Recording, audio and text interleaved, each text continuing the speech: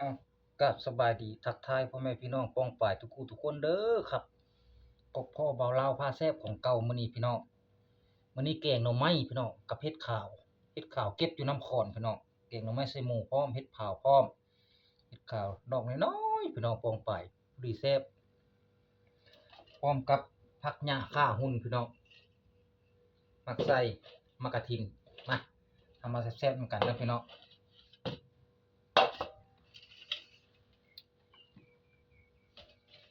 มาแซ่บๆนำกันเลยเด้อพี่น้องป้องปาย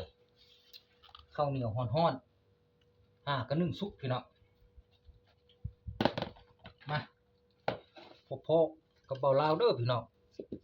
มื้อนี้มากินข้าวกินปลาน้ำกันเด้อทุกคู่ทุกคนยามเที่ยงๆกำลังแซ่บๆเลิกงานมาเอาหน่อไม้มาเอาเฮ็ดมาแกงพี่น้องมาคำแรกแข่งหมานเด้ออืม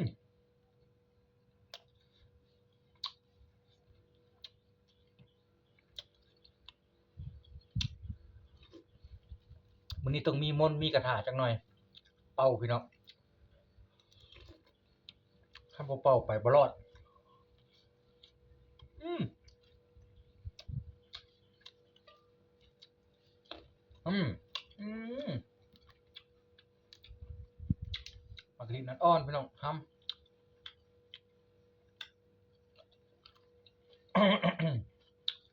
กับบรรยากาศมืดฟ้ากำฝนบรรยากาศพอดีเลยพี่น้องบ่ร้อนบ่หนาว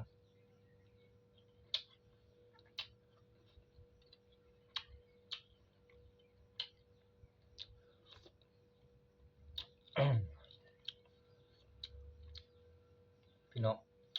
เฮ็ดข้าวคอนผู้ดีดอกผู้ดีแกงสดน้ำร้อนๆ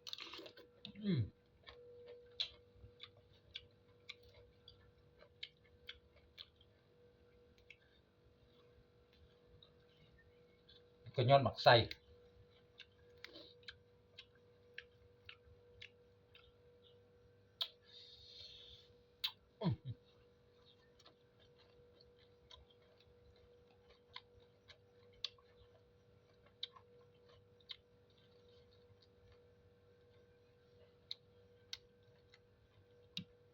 น้ำยานางเขียวๆขุ่นๆพี่น้องแซ่บ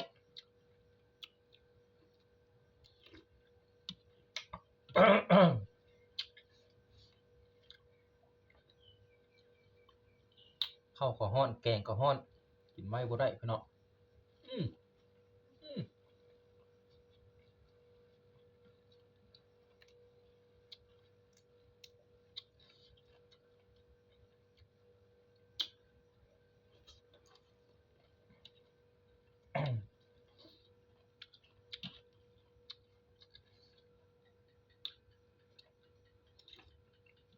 อ่า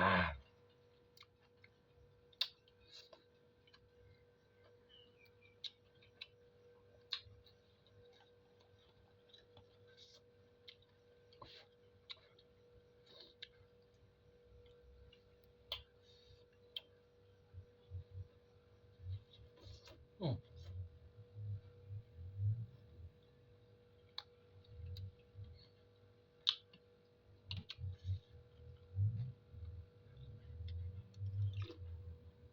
อ่าหมกไข่อ่อนแซ่บอืม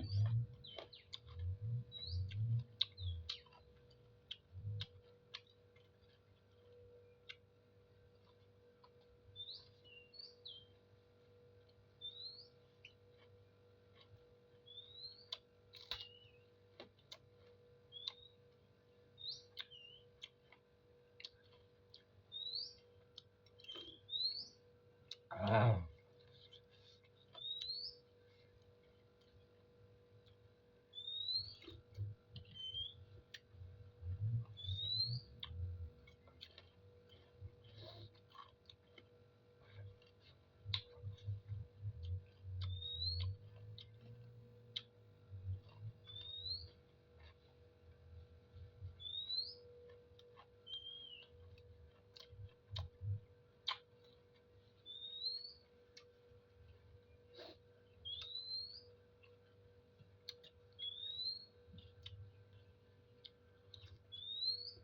บรรยากาศปะนี่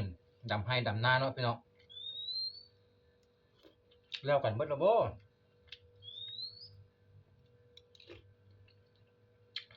เดือน8เดือน9แล้วเข้าพรรษาแล้วกันเบิดทุกคนนั่นแหละอยู่ทางลาวแล้วป่านนี้ทางไทยก็สิแล้วเบิดทุกคนนั่นแหละเนาะ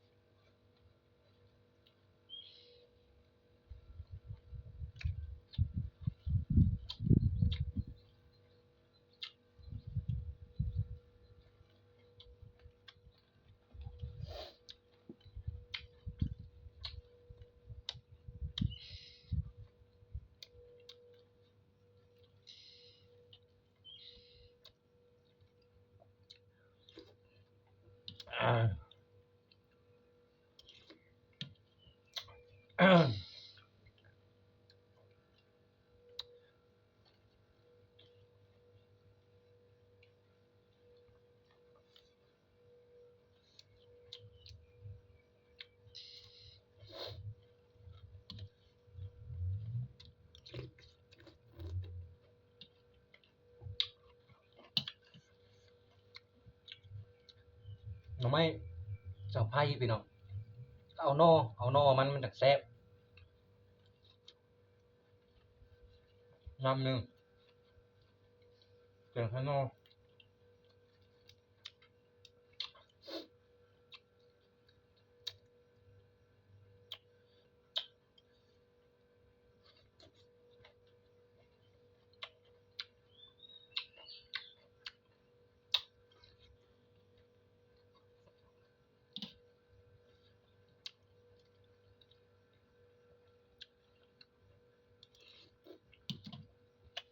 โ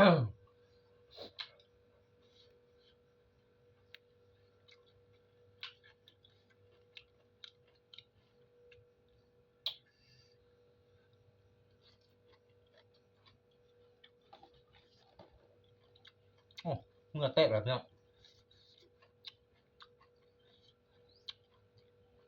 นี่ที่ดังผัดเผ็ด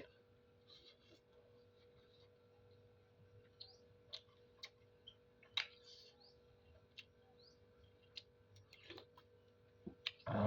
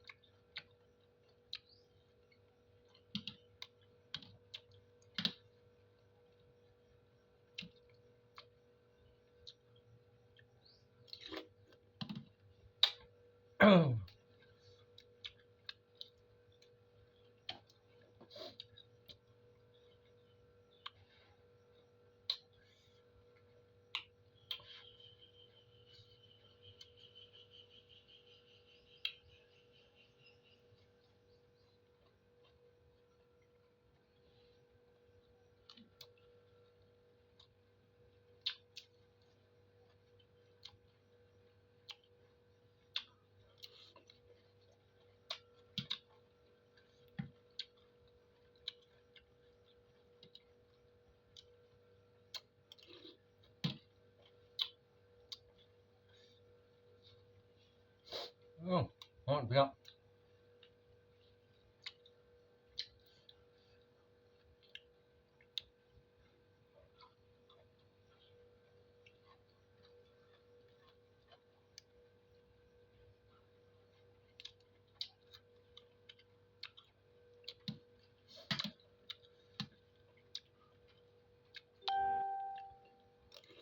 อืม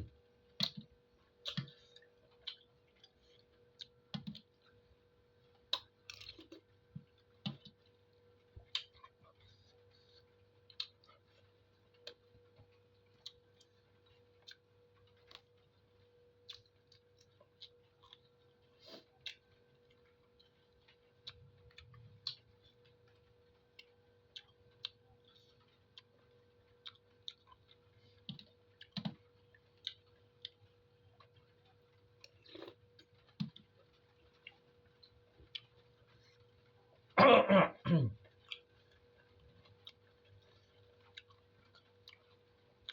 อ้จมหาฝนมาแล้วพี่น้องมึนๆครึมๆซะหน่อยมาแล้ว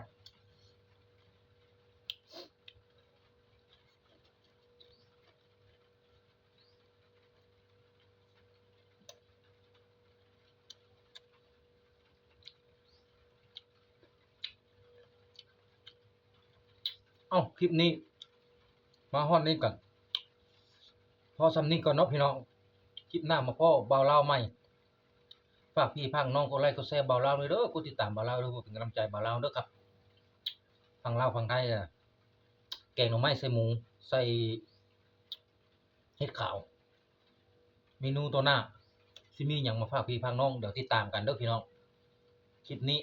กลับพันว่าสบายดีสวัสดีครับทุกผู้ทุกคนสำบายดีฮักแพงกันคือเก่าพี่น้องปองไป